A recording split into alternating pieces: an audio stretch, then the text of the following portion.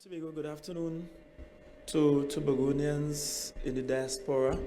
I must also say it's evening now, good evening also to our friends and family in Trinidad who are joining us live for this press briefing. Earlier today, the Prime Minister, and I want to thank the Prime Minister, earlier today the Prime Minister asked the Honorable Attorney General and the Minister of Defense to come and to give me a briefing on matters relative to the installation at the A&R Robinson International Airport. At this meeting, we were also joined by the Chief of Defense Staff, Commodore Polo. We were also joined by the Chairman of the Airports Authority Board, Mr. Aaron Henry. I want to begin by making a few comments, and then I'll invite the Chief of the Minister of Defense to speak to us on some of the specific issues and challenges that we are having here in Tobago.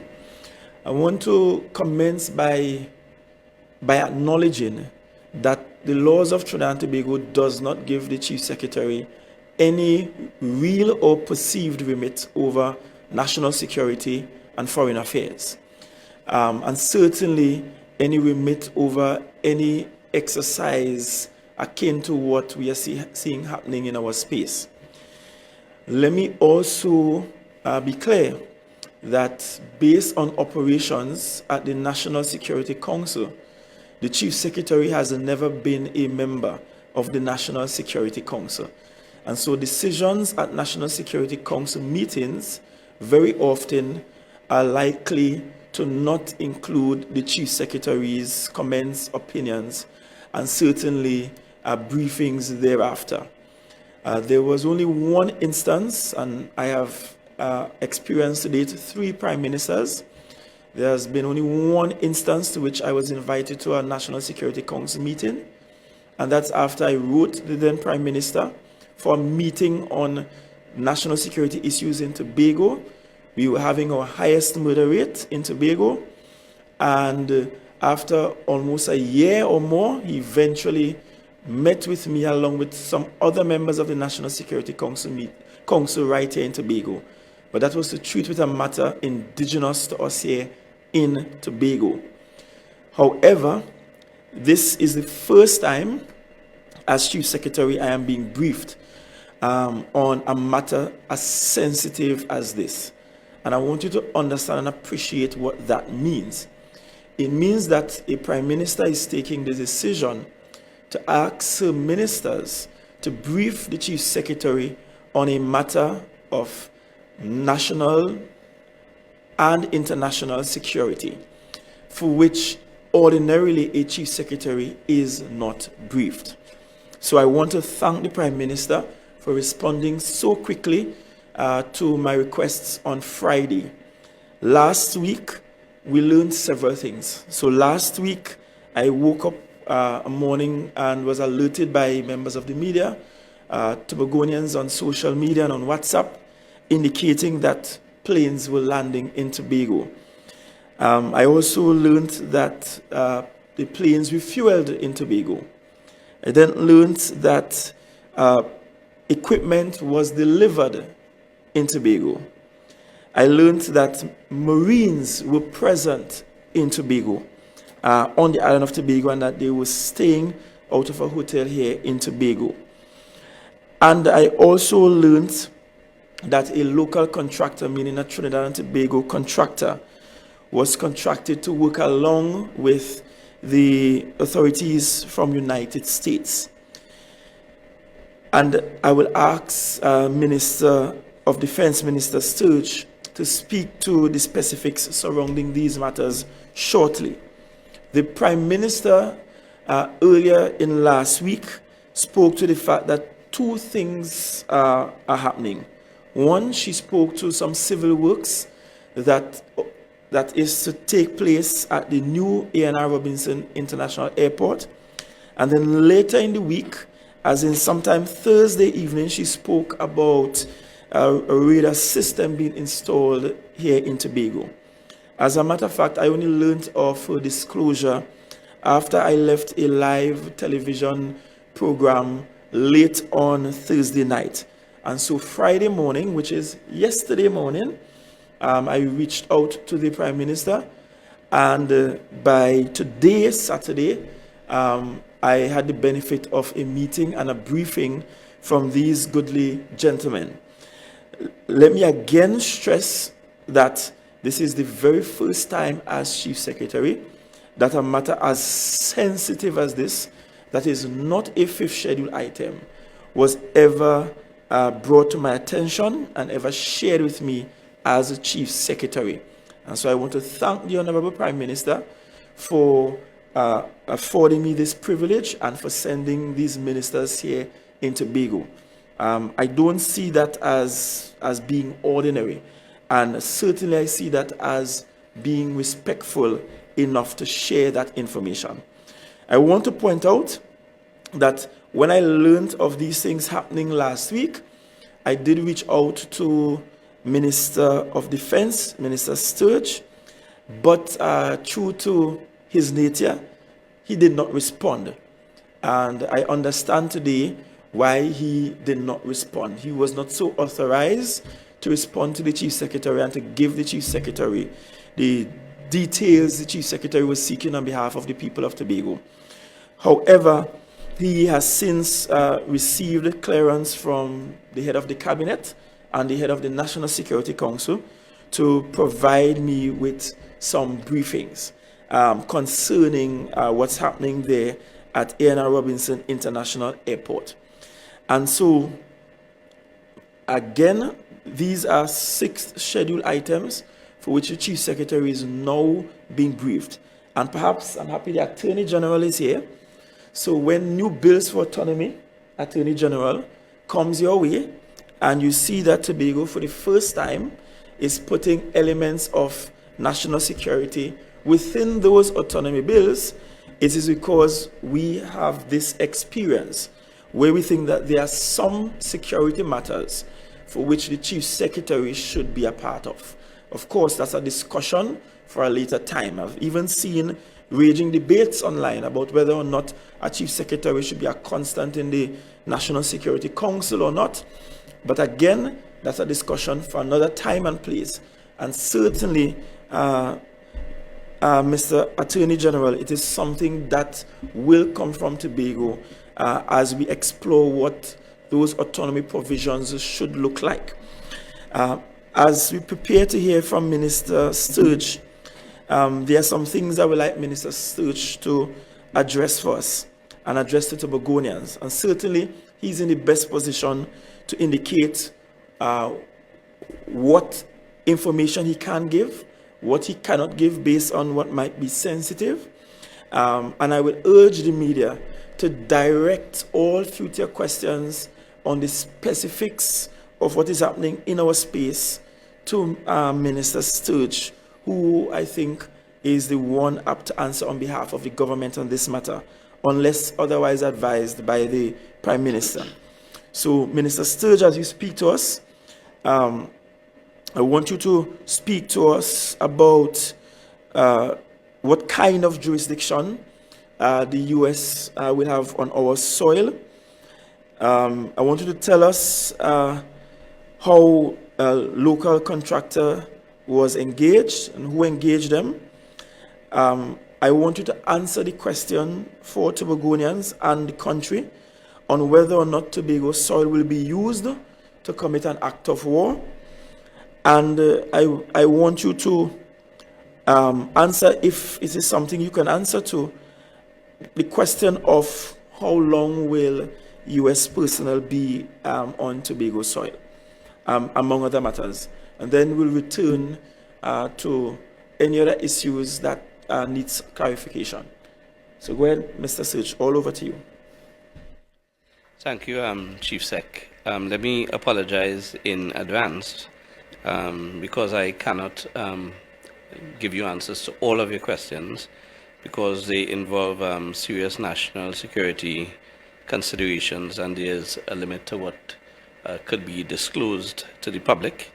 because disclosure to the public means disclosure to the world, inclusive of the criminal element. If I can indicate to the viewing public, the Honorable Attorney General, Chief of Defense Staff, Don Polo, and I, we are here in Tobago to brief, and we've briefed the Chief Secretary on matters occurring in the Crown Point area. Let me first say that the airport in Crown Point is not a launch pad for any military operations. There's in the Atlantic, very close by, the USS Gerald Ford, an aircraft carrier, which is the largest and most destructive moving object ever built, and it is there for that purpose, so that there is no need for our country, particularly Tobago, to be used for any military operation. If I can indicate that radar systems are not new to Tobago, indeed to Trinidad and Tobago, but at this time we've had some issues with the existing radar systems and their capabilities. The new radar equipment being installed in Tobago is being installed to strengthen our capabilities and to assist us with counter-trafficking in terms of drugs, arms and ammunition, and interestingly human trafficking, which is becoming somewhat of an issue in Tobago.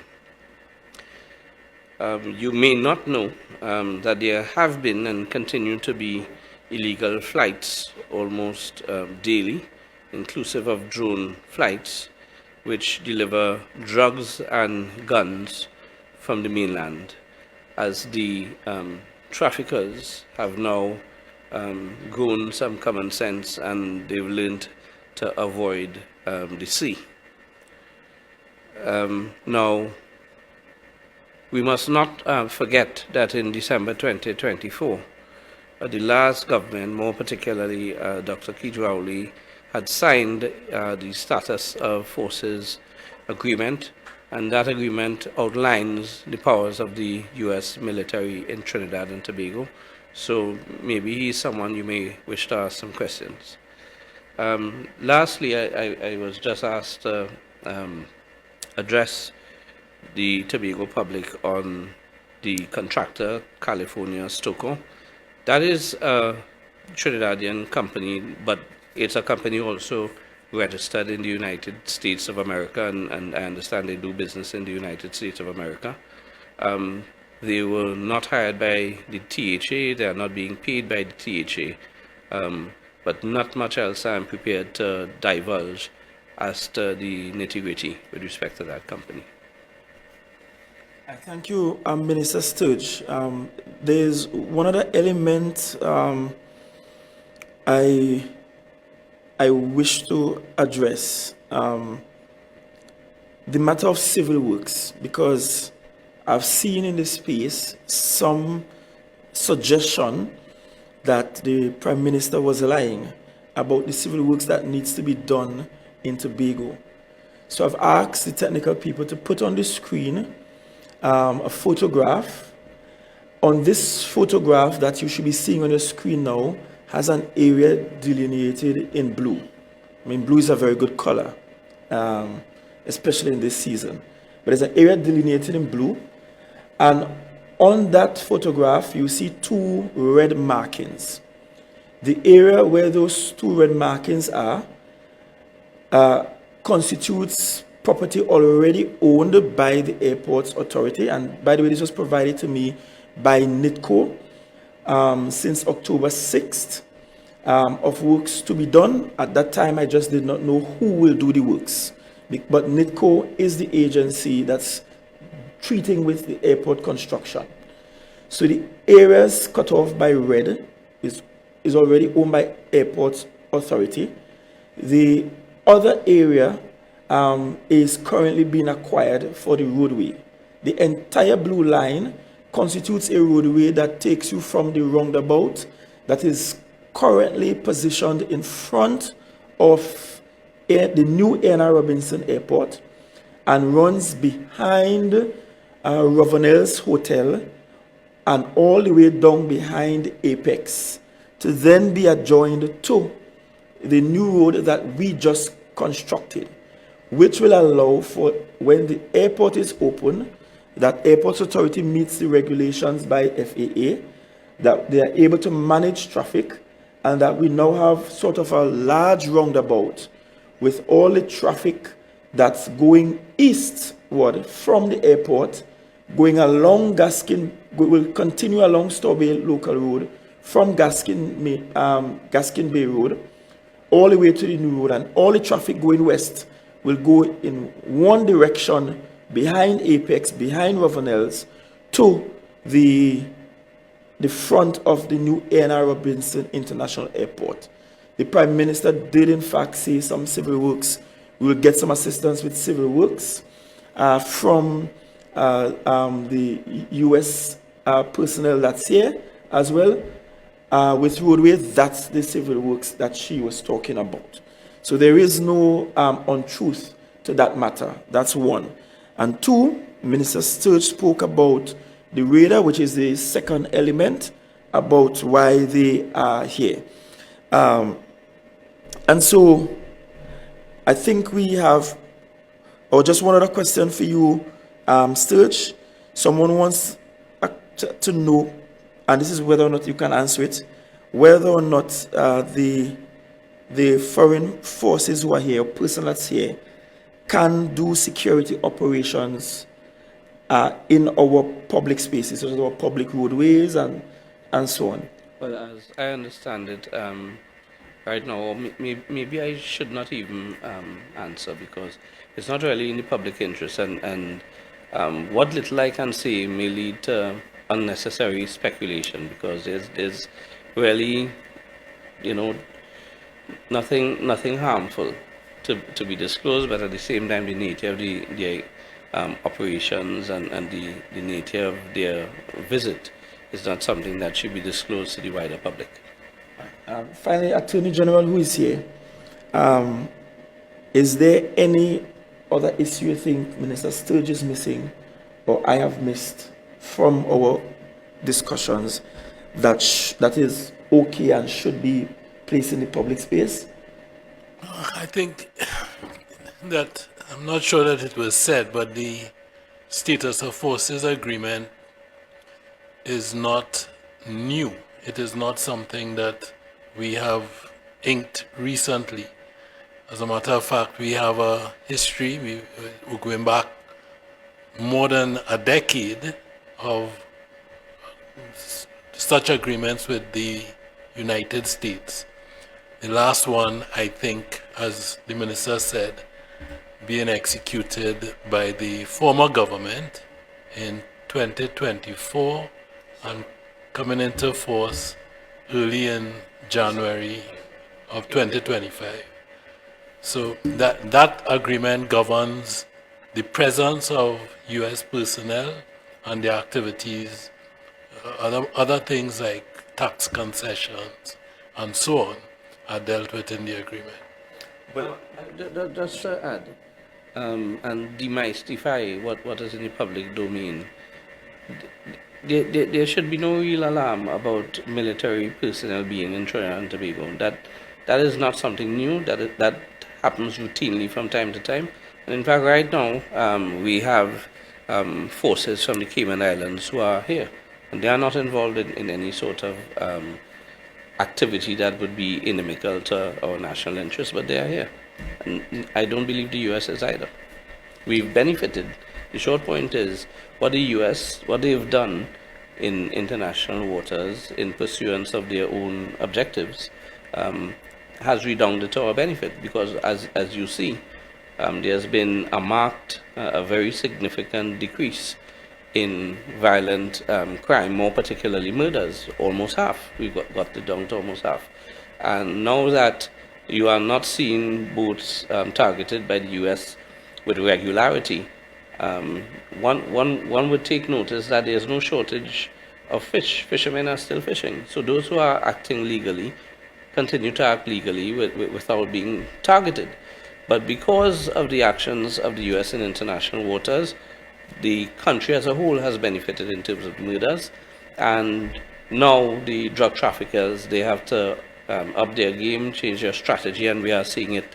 They are making other advances in other ways, and we are simply here to ensure that we are also abreast and sometimes ahead of them so that we can basically deal with their nefarious activities before it affects us.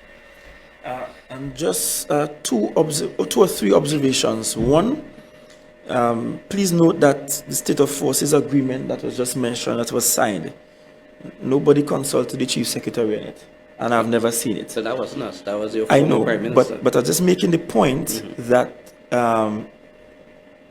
that it's very common that these agreements are made and chief secretaries are not involved. We have had agreements made with neighboring Caribbean and CARICOM territories to Tobago over, for example, use of our waters, for which Tobago was just never consulted before those agreements. So that's pretty common, and of course sharpens the conversation and the request for us to speed up this issue with Tobago autonomy and what that means.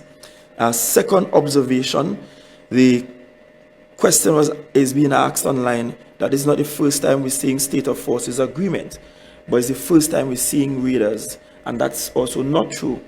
We have had, I saw someone sent me today a news article from maybe as far back as 2018 or thereabout, where there was assistance from the very US for setting up of a radar system in Stubbs Bay, Chagaramas. So it is not the first time radars are being set up in the country by the US government as a gift to the people of Trinidad and Tobago. So I wanted to make that that clarification. And finally, I want to allay some fears over this matter. I have said something that I've also heard the Prime Minister say. I've heard the Prime Minister say that Trinidad and Tobago has not taken a position whereby it is using its soil, its waters, to launch any attack against any other foreign and sovereign territory. And so, essentially, Trinidad and Tobago is not a part of any war. I don't know that Trinidad and Tobago could stop Trump from doing whatever Trump wants to do. And when you heard the description of the vessel and assets that the US have out in the Atlantic right now, it's evident that they don't need our soil nor our waters to do anything. They can do it from international and international space and international waters. And so I have said publicly that as your Chief Secretary Tobago, I will not support any installation that is meant to attack anybody anywhere else. And the government of Trinidad and Tobago continues to assure that that which is being installed here is not meant to attack anybody anywhere else, but to provide much needed information for our defense systems and our security services. Do I have that correct, Mr. AG? Right. So, and we continue to hold that position. The central government has not changed that position. I have not heard the Prime Minister change her position on that matter. I continue to hold that position firmly too. And so I want to allay the fears. I'm in a position now that I can allay the fears of the island of Tobago that we are not at war with anyone else. And I noted it at my live media event on Thursday night that for Tobago Day next week, I'm having the Charge d'Affaires here from the U.S. Embassy, who is currently the highest ranked U.S. diplomat in Trinidad and Tobago at this time, since a new ambassador has not been installed, and we are scheduled to meet the day after the Tobago Day event.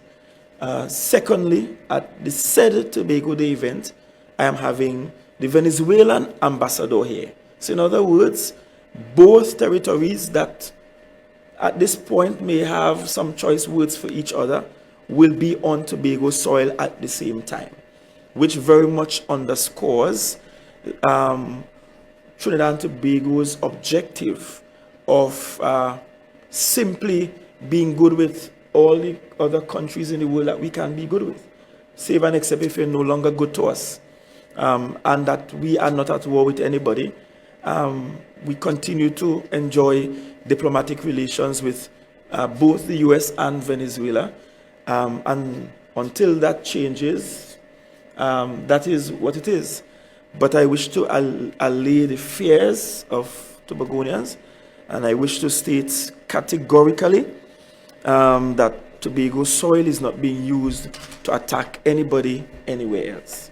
And so this fear of being attacked as a reprisal is something that we can dismiss from our minds at this time. All right? I think we have addressed all the areas. And just to recap quickly in closing, I express some gratitude to the Prime Minister, in fact, significant gratitude to the Prime Minister for being the first to brief a Chief Secretary on a matter as sensitive as this, and that is also a foreign affairs matter. Secondly, we spoke about what I learned last week, and I also share that on Friday morning, after learning of the Prime Minister's announcement of the radar, I reached out to her about being briefed and thinking that it, although I'm not legally a requirement for such a briefing, that she should extend the briefing to my office. Today, which is a day later, such briefing was extended to my office. Minister Sturge shared the information that he can in fact share with the public, and I will not come afterwards to share anything that will be sensitive in nature, and I would ask that further questions be directed directly to Minister Sturge hereafter on the specifics about what's happening there. And of course, if you have those questions and they come to my ear or my office, I will ask them on your behalf and share with you the answer that he gives. I did share the extent of the kind of civil works that is required, and that's of course not the only civil work required for the airport to be opened. There are other matters that they are currently treating with, including getting fuel directly to the terminal there. So I share that with the public, and I shared a drawing that NITCO shared with me earlier, sometime last month, or I can't remember what date I met with NITCO, might be last month or some weeks ago. And why that road work is needed. The minister spoke to the kind of jurisdiction that they have on island and in country, owing to the state of forces agreement, and not being able to go any further than that.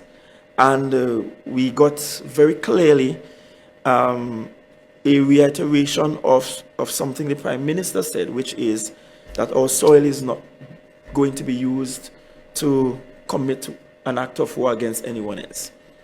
So I think we have addressed all of the pertinent areas. And so I wish to thank you very much. I wish to say this, though, in closing.